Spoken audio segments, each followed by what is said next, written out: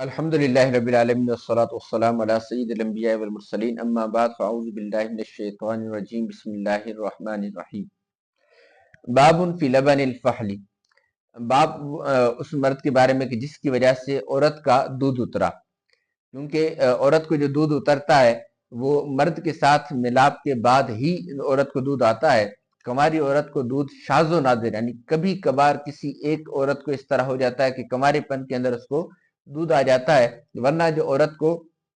دودھ آتا ہے تو وہ مرد سے ملنے کی وجہ سے آتا ہے۔ تو اب جب مرد کی وجہ سے وہ دودھ آیا، عورت نے کسی بچے کو دودھ پلایا، تو اب اس بچے کے ساتھ اس مرد کا کیا رشتہ ہوگا؟ کیا اس کے لیے بھی حرام ہوگا یا نہیں؟ تو اس کے بارے میں باب حدثنا محمد بن کثیر العبدی اخبرنا سفیان عن هشام بن عروة عن عائشة رضی اللہ تعالی عنہ قالت دخل علی افلح بن ابی قعیس فاستترت منه قال تستترین منی وانا عمك قالت قلت من این قال ارضعتك امرأة اخی قالت انما ارضعتنی المرأة ولم يرضعني الرجل فدخل علی رسول اللہ صلی اللہ تعالی علیہ وآلہ وسلم فحدثته فقال انه عمك فلیلج علیک۔ حضرت سیدنا اما عائشہ صدیقہ رضی اللہ تعالیٰ عنہ بیان فرماتی ہیں کہ افلح بن ابو قیس میرے ہاں آئے تو میں نے پردہ کر لیا۔ انہوں نے کہا آپ مجھ سے پردہ کر رہی ہیں جبکہ میں آپ کا چچا ہوں؟ تو میں نے دریافت کیا وہ کیسے؟ انہوں نے کہا میرے بھائی کی بیوی نے آپ کو دودھ پلایا ہے۔ تو سید عائشہ صدیقہ رضی اللہ تعالی عنہ نے فرمایا مجھے عورت نے دودھ پلایا ہے، مرد نے نہیں۔ تو نبی اکرم صلی اللہ تعالی علیہ وآلہ وسلم میرے ہاں تشریف لائے، میں نے آپ صلی اللہ تعالی علیہ وآلہ وسلم کو یہ بات بتائی تو آپ صلی اللہ تعالی علیہ وآلہ وسلم نے فرمایا وہ تمہارا چچا ہے، وہ تمہارے ہاں آ سکتا ہے۔ باب فی رضاعت الکبیر، بڑے کی رضاعت کے بارے میں، بڑی عمر کے شخص کی رضاعت کے بارے میں۔ حدثنا حفص بن عمر حدثنا شعبۃ وحدثنا محمد بن کثیر اخبرنا سفیان عن اشعث بن سلیم عن ابیہ عن مسروق عن عائشہ المعنى واحد ان رسول اللہ صلی اللہ تعالی علیہ وآلہ وسلم دخل علیہا وعندها رجل قال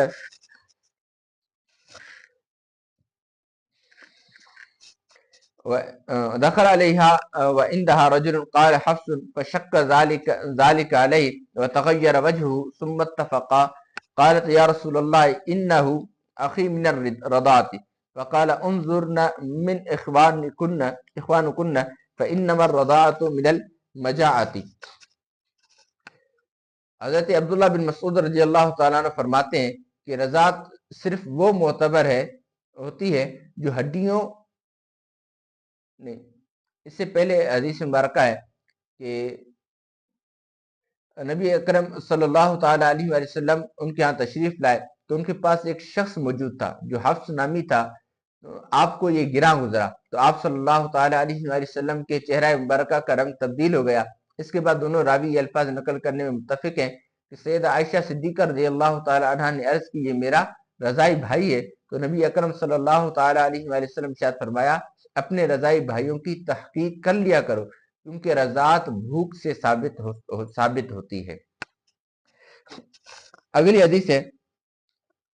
حدثنا عبد السلام بن مطہر ان سلیمان بن المغیرۃ حدثهم عن ابی موسیٰ عن ابیہ عن ابن لعبد اللہ بن مسعود عن ابن مسعود قال لا رضاع الا من شد العظم وانبت اللحم۔ حضرت سیدنا عبداللہ بن مسعود رضی اللہ تعالی عنہ فرماتے ہیں کہ رضاعت صرف وہ معتبر ہوتی ہے جو ہڈیاں مضبوط کرے اور گوشت کو نشو نما کا باعث بنے۔ اگلے حدیث سے قال فقال ابو موسیٰ لا تسألون وهذا الحبر فیکم، حالانکہ اور حضرت ابو موسیٰ اشعری فرماتے ہیں کہ یہ جب تک یہ بڑے عالم حضرت عبداللہ بن مسعود کی شان بیان فرما رہے ہیں کہ جب یہ بڑے عالم آپ کے تمہارے درمیان موجود ہے تو تم مجھ سے سوال نہ کرو۔ تو حضرت ابو موسیٰ اشعری کی بھی ایک عاجزی کو کہا جائے اور ایک حضرت سیدنا عبداللہ بن مسعود رضی اللہ تعالی عنہ کی جلالت علم کو بھی بیان کیا گیا کہ ان کا علم، ان کی شان صحابہ کرام علیہم رضوان، تابعین کرام کے اندر اتنی مقبول اور مشہور و معروف تھی کہ سب ان کو بڑے عالم دین، حبر الامہ یا بھی اسی وجہ کہا جاتا ہے کہ جو بڑے امت کے اندر عالم دین ہوں۔ حدثنا محمد بن سلیمان الانباری حدثنا وقیع عن سلیمان بن المغیرۃ عن ابی موسیٰ الہلالی عن ابیہ عن ابن مسعود عن النبی صلی اللہ علیہ وسلم بمعناه وقال انشز العزم۔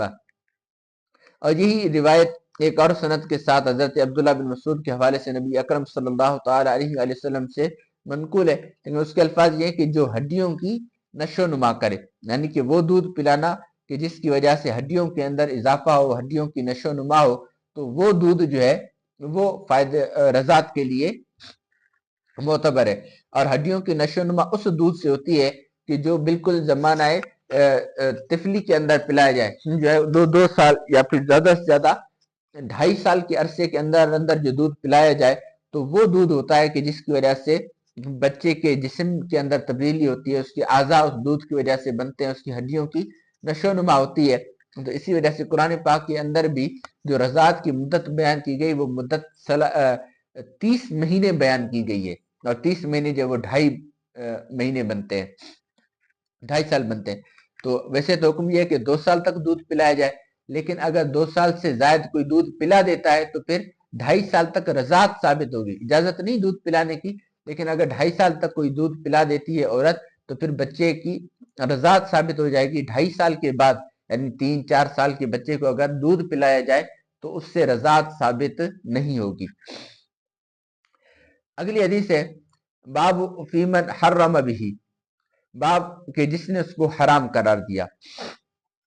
حدثنا احمد بن صالح حدثنا انبسط حدثني يونس عن ابن شهاب حدثني عروة بن زبير عن عائشة زوج النبي صلى الله عليه وسلم وأم سلمة أن أبا حذيفة بن عتبة بن ربيعة بن عبد شمس كان تبنى صالما وأنكحه ابنة أخيه هند بنت الوليد بن عتبة بن ربيعة وهو مولى لامرأة من الأنصار كما تبنى رسول الله صلى الله عليه وسلم زيدا وكان من تبنى رجلا في الجاهلية دعاه الناس إليه وورث ميراثه حتى أنزل الله تعالى في ذلك ادعوهم لآبائهم إلى قول فإخوانكم في الدين ومواليكم فردوا إلى آبائهم فمن لم يعلم له أب كان مولا وأخا في الدين فجاءت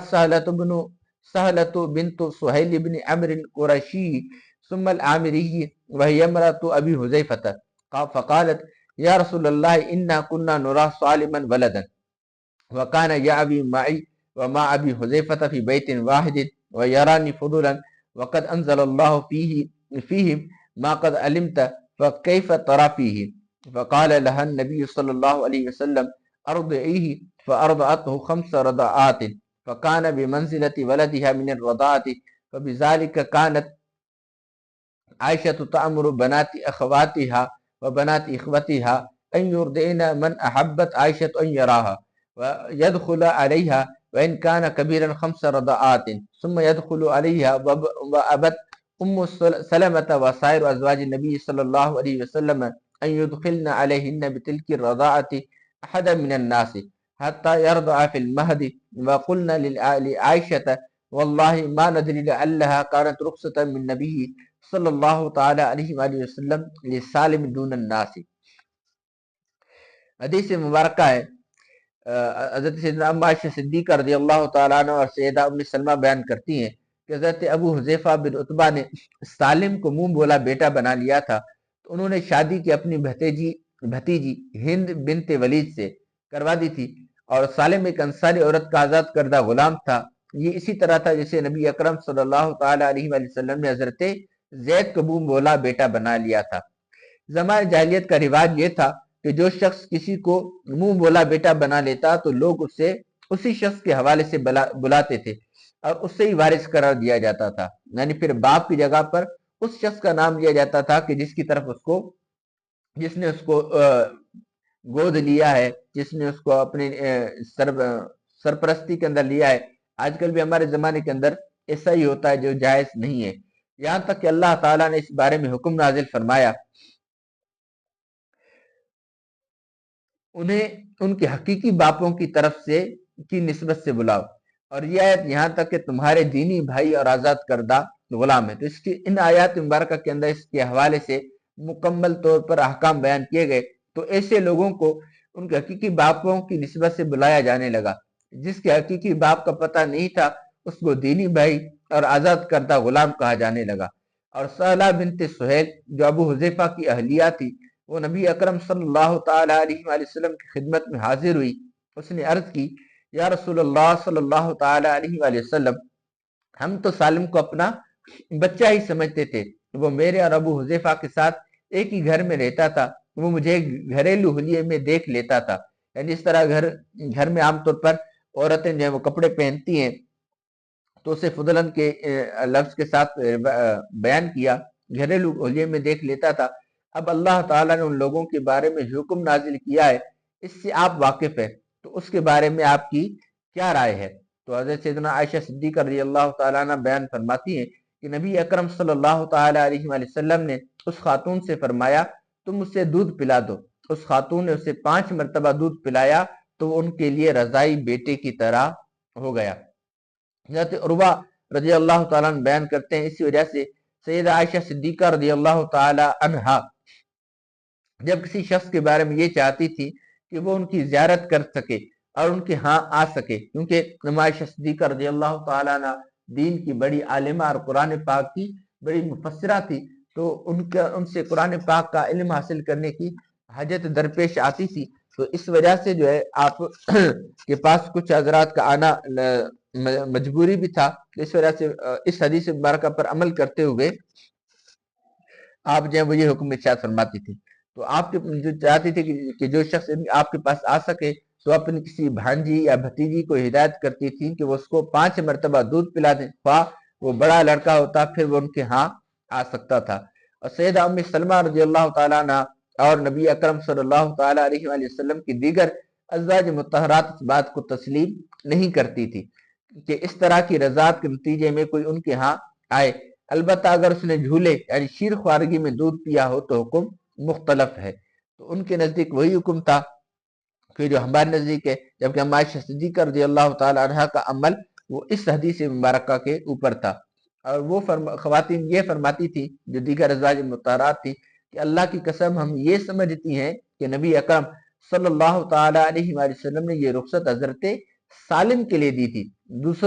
دوسرے لوگوں کے لیے نہیں۔ تو ان کے نزدیک یہ جو حدیث ہے حضرت سالم والی، تو یہ حکم صرف اور صرف حضرت سالم رضی اللہ تعالیٰ عنہ کے ساتھ خاص ہے، یہ ایک عمومی حکم نہیں کہ دوسروں کے ساتھ بھی اس طرح کیا جائے۔ باب هل يحرم ما دون 5 رضعات، باب کیا 5 مرتبہ سے کم دودھ پینے سے حرمت ثابت ہو جاتی ہے؟ تو احناف کا موقف یہی ہے کہ 1 مرتبہ بھی دودھ پینے سے حرمت ثابت ہو جاتی ہے، کیونکہ قرآن پاک کے اندر فرمایا گیا کے اندر اور احادیث مبارکہ سے جو روایات بیان کی گئی ہیں، تو ان سے یہی ثابت ہوتا ہے کہ وہاں پر جو الفاظ بیان کیے گئے قرآن پاک کے اندر وہ مطلق ہے، رضائی ماؤں کے حوالے سے یردینا، تو وہاں پر مطلق الفاظ ذکر کیے گئے اور مطلق کا اطلاق مطلق پر ہی جاری ہوتا ہے، اس وجہ سے 1 مرتبہ بھی اگر دودھ پی لے تو اس سے رضا ثابت ہو جاتی ہے۔ حدثنا عبد الله بن مسلمة القعنبي عن مالك عن عبد الله بن ابي بكر بن محمد بن عمرو بن حزم عن امرة بنت عبد الرحمن عن عائشة انها قالت كان فيما انزل الله عز وجل من القرآن 10 رضعات يحرمن ثم نسخن ب5 معلومات يحرمن، فتوفي النبي صلى الله عليه وسلم وَهُنَّ مِمَّا يُقْرَأُ مِنَ الْقُرْآنِ۔ حضرت سیدنا اما عائشہ صدیقہ رضی اللہ تعالیٰ عنہ بیان فرماتی ہیں کہ پہلے اللہ تعالیٰ نے قرآن میں 10 مرتبہ دودھ پینے سے حرمت ثابت ہونے کا حکم نازل کیا تھا، پھر اسے منسوخ کر کے 5 مرتبہ پینے سے حرمت ثابت ہونے کا حکم فرمایا، اور جب نبی اکرم صلی اللہ تعالیٰ علیہ وآلہ وسلم کا وصال ہوا اس وقت یہ آیت قرآن کے اس حصے میں تھی جسے تلاوت کیا جاتا تھا۔ اگلی روایت ہے عائشہ صدیقہ رضی اللہ تعالی عنہ سے قالت قال رسول اللہ صلی اللہ علیہ وسلم لا تحرم المسۃ ولا المستان، کہ ایک یا دو مرتبہ دودھ چوسنے سے حرمت ثابت نہیں ہوتی، اور یہی قول امام شافعی کا بھی ہے، اور وہ جو روایت بیان کرتے ہیں کہ ولا المسۃ ولا المستان ولا الاملاجۃ ولا الاملاجتان، تو امام شافعی کا موقف ہے کہ ایک یا دو مرتبہ دودھ پلانے سے حرمت ثابت نہیں ہوتی، بلکہ حرمت ثابت ہونے کے لیے 5 رضاعت ثابت چاہیے، یعنی 5 چسکیاں بچہ لے تبھی اس سے رضاعت ثابت ہوگی، ورنہ رضاعت ثابت نہیں ہوگی۔ جبکہ احناف کا موقف ہرگز بھی یہ نہیں ہے، وہ قرآن پاک کے مطلق پر عمل کرتے ہوئے یہ حکم ارشاد فرماتے ہیں کہ اگر ایک مرتبہ بھی بچے نے عورت کا دودھ پی لیا، ایک مرتبہ بھی اگر اس نے منہ لگا کر کچھ ایک گھونٹ بھی اگر اس نے پی لیا، اس کی حلق سے نیچے اتر گیا، تو وہ رضاعت کا رشتہ ثابت ہو جائے گا۔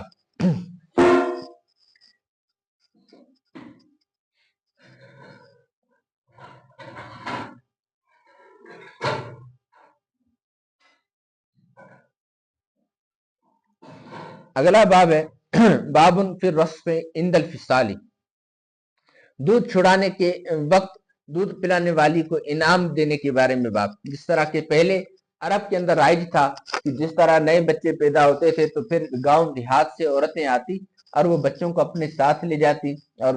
2 سال 3 سال 5 سال جتنا عرصہ وہ آپس میں طے کرتے اتنا عرصہ وہ دائیاں ان بچوں کو اپنے دیہات کے اندر اپنے گاؤں میں اپنے ساتھ رکھتی۔ اس کے متعدد فائدے ہوتے تھے۔ اس کا ایک فائدہ تو بچوں کی نشو و نما ہوتا تھا کہ بچے جو ہے گاؤں کے ماحول کے اندر بہتر اور کھلی فضا کے اندر جنم پاتے، نشو و نما پاتے، وہاں کی ہوا تازی ہوتی، وہاں کی غذا تازی ہوتی، اس حوالے سے ان کے بچوں کی بچپن کی جو پرورش ہے وہ اچھی ہوتی تھی، جس کی وجہ سے بچوں کو دیہات کے اندر دودھ پلانے کے لیے بھیجا جاتا، اور خاص طور پر دائیاں لینے کے لیے آتی تھی، جس طرح کہ اماں حلیمہ سعدیہ رضی اللہ تعالی عنہا بھی آئی تھی اور نبی پاک صلی اللہ تعالی علیہ وآلہ وسلم کو اپنے ساتھ لے گئی تھی۔ تو یہی رواج عربوں کے اندر بڑے عرصے تک قائم و دائم رہا، اور اس کا ایک بڑا سبب یہ بھی تھا کیونکہ شہر جو ہے جس طرح خاص طور پر مکہ مکرمہ اسے ام القریٰ کہا جاتا تھا، یعنی تمام بستیوں کی ماں، سکایا کے تمام گاؤں دیہاتوں کی مرکزی بستی کہا جاتا تھا۔ اب وہاں پر ہر طرح کے، ہر رنگ و نسل کے، ہر علاقے کے لوگ آتے تھے۔ اب جب مختلف لوگ آئیں گے اور گفتگو کریں گے تو ان کی وجہ سے شہریوں کی گفتگو کے اندر بھی لچک پیدا ہو جاتی ہے۔ جس طرح آپ ابھی بھلے مشاہدہ کر لیں کہ جس طرح ہم فصیح عربی کتابوں کے اندر پڑھتے ہیں، آج کل کے عرب وہ فصیح عربی نہیں بولتے، بلکہ وہ گاف اور چے کہ وہ حروف کے جو عربی کے اندر شامل بھی نہیں ہے، یہ وہ حروف بھی ادا کر رہے ہوتے ہیں۔ تو اسی وجہ سے پہلے کے زمانے کے اندر دیہاتوں سے عورتیں آتی اور وہ نو مولود بچوں کو اپنے ساتھ لے جاتی اور ان کو اپنے گاؤں کے اندر ان کی پرورش کرتی، دودھ پلاتی اور فصیح اور بلیغ عربی زبان سکھاتی تھی، اور پھر جب وہ ان کا معاہدے کا وقت پورا ہو جاتا وہ دوبارہ بچوں کو اپنے والدین کے ہاں سونپنے آتی، سپرد کرنے آتی، تو پھر والدین ان کو اپنی حسب استطاعت انعام دیا کرتے تھے۔ حدثنا عبد الله بن محمد النفيلي حدثنا ابو معاويه وحدثنا ابن العلاء اخبرنا ابن ادريس عن هشام بن عروه عن ابيه عن حجاج بن حجاج عن ابيه قال قلت يا رسول الله صلى الله عليه وسلم ما يذهب عني مذمة الرضاع قال الغرة العبد او الامة قال النفيلي حجاج بن حجاج الاسلمي وهذا لفظه، کہ حجاج بن حجاج اپنے والد کا یہ بیان کرتے ہیں کہ میں نے عرض کی یا رسول اللہ صلی اللہ تعالی علیہ وآلہ وسلم رضاعت کا حق کیسے ادا کیا جا سکتا ہے؟ تو نبی اکرم صلی اللہ تعالی علیہ وآلہ وسلم نے فرمایا ایک غلام یا ایک کنیز ادا کر کے ان کا حق ادا کیا جا سکتا ہے۔ اللہ تبارک و تعالی ہمیں احادیث مبارکہ پڑھنے، سمجھنے اور ان پر عمل کرنے کی توفیق عطا فرمائے۔ وما علینا الا البلاغ۔ تمام اسلامی بھائی العربیہ للطالبین کتاب نکال لیں۔